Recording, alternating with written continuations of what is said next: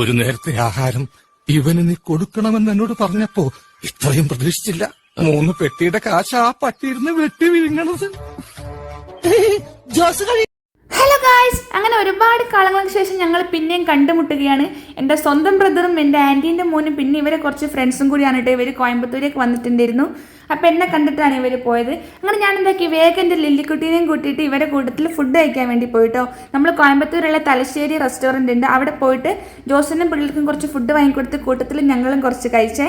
പിന്നെ അവിടെ നിന്ന് ഞങ്ങൾ നേരെ തൊട്ടടുത്തുള്ള ഒരു പാർക്കുണ്ട്, അവിടെ പോയിട്ട് കുറച്ച് വീഡിയോസൊക്കെ എടുത്തിട്ട് വരാമെന്ന് വിചാരിച്ചിട്ടോ.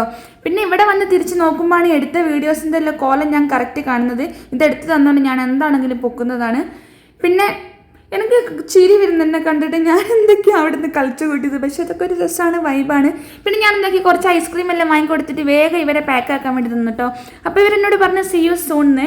അപ്പം ഞാൻ പറഞ്ഞു പ്രത്യേകിച്ച് ഇങ്ങോട്ടേക്കൊന്നും ഇപ്പം അടുത്തൊന്നും വരാൻ നിൽക്കണ്ട, വേഗം വണ്ടി വിട്ടോന്ന്. അങ്ങനെ ഞാനും ലില്ലിയും കൂടി അടുത്ത ബസ്സിന് കയറി തിരിച്ച് റൂമിലേക്ക് വന്നിട്ടോ. അപ്പം ശരി എന്നാൽ.